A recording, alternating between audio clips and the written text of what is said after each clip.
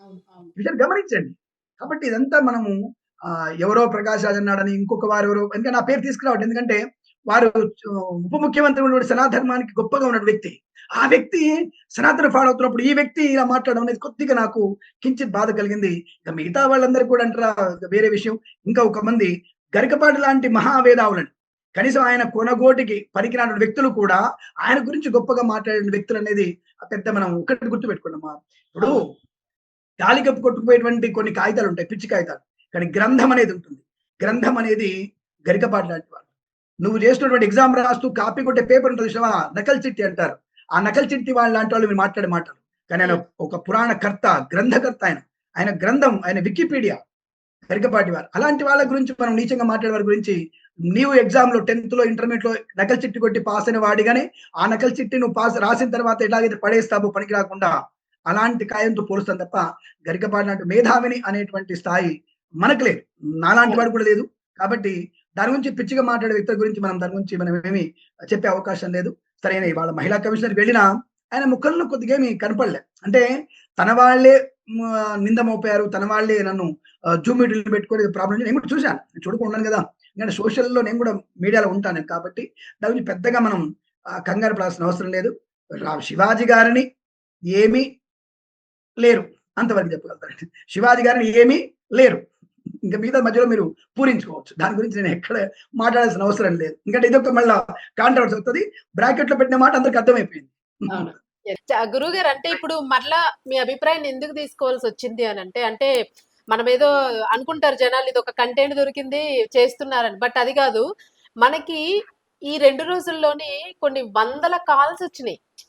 చాలా మంచి ప్రోగ్రామ్ చేశారమ్మా చాన్నాళ్ళ తర్వాత అని చాలా మంది తల్లులు ఫోన్ చేశారు. సో అందుకు మరలా చేయాల్సొచ్చింది. నిజంగా వాళ్ళకి కూడా మన ధర్మం మీద అందరికీ ఇంత గౌరవం ఉంది. నిజంగానే మనం ఏదో అనుకుంటూ ఉంటాము. బట్ ప్రతి హృదయంలో కూడా స్త్రీతనం గురించి ఎంత రెస్పెక్ట్ ఉందన్నది చాలా అర్థమైంది. అది ఈవెన్ శివాజీ గారు మాట్లాడిన 2 ముక్కల్ని పక్కకు తీసేస్తే, ఈరోజు ఆయన మాట్లాడిన మాటల వల్లే ఇన్ని విషయాలు ఇంతమంది హృదయాలు ఓపెన్ అయినాయి. ఇంకో చిన్న లాజిక్ చెప్తాను మీకు. అదే ఒక స్టేజ్ ప్రోగ్రామ్‌లో ఇంకొక అమ్మాయి హీరోయిన్ మరి తెలియదు నాకు ఆర్టిస్ట్ అమ్మాయి. హ్మ్. ఇవాళ శివాజీ గారు ఉన్నారని చెప్పేసి నేను నిండుగా బట్టలేసుకొనొచ్చినా అంది. చాలు. ఆ మార్పు చాలు. ఒక్క దగ్గర మార్పు స్టార్ట్ అయింది. అది నేను అప్రిషియేట్ ఆ స్త్రీకి నేను శిరస్సు వంచి నమస్కరిస్తున్నాను. ఆ స్టేజ్ మీద అమ్మాయి అన్నట్టు మాట ఈరోజు శివాజీ గారు ఇక్కడికి వస్తారని తెలిసి నిండుగా బట్టలేసుకొని వస్తానండి లేదంటే ఆయన కోప్పడతారన్న మాట చాలు. అంటే ఒక్కళ్ళలో మార్పొచ్చింది. చాలు. ఒక్కళ్ళతోనే మార్పొస్తుంది. ఆ ఒక్కడి మార్పే కోట్లలోకి వస్తుంది. దాని నుంచి కంగారు పడక్కర్లే. ఇలాంటి పిచ్చి కూతలు కూసేటువంటి వ్యక్తుల గురించి మనం శివాజీ గారిని భయపడాల్సిన అవసరం లేదు. శివాజీ గారు భయపడే వ్యక్తి కాదు. కాబట్టి అందరికీ వస్తాయి కదమ్మా! రాముడికే నిందలొచ్చాయి. ఇంకో ఇక మనకి రావా? మనకి మనం ఎంత మన బతుకెంత? మనం తప్పు చేయలేం కాదు. మనం కూడా స్వయంగా తప్పులు చేయలేం కాదు. మనము పొరపాటు చేస్తాం. నేను తప్పులు చేసి ఉంటాను. నేను ఒక రకమైనటువంటి పరోక్షంగా ఒకళ్ళని ఇబ్బంది పెట్టుంటాను. నేను కొన్ని మీటింగ్‌లలో నోరు జారి ఉంటాను నేను. నేను కూడా జారి ఉంటాను. కానీ ప్రతిదాన్ని కోడి గుడ్డు మీద ఈకలు కాదు. విషయం తెలుసుకుంటే చాలు. విషయం ఏం చెప్పాడు?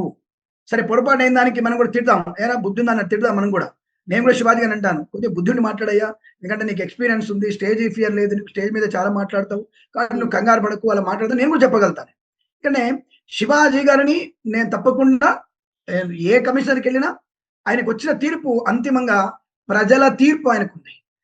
మిగతా నటులు, సహనటులు, సహ నటీమణుల యొక్క స్థాయి కన్నా ప్రజలే ముఖ్యం. మీ సినిమాలన్నీ ఆడాలన్నా, సినిమాలన్నీ పడిపోయి పెట్టెలో మూసుకొని పెట్టుకోవాలనుకున్న ప్రజలే అంతిమ నిర్ణయం. కాబట్టి నాకు తెలిసినంత వరకు 'Shivaji was the hero. Shivaji is the hero.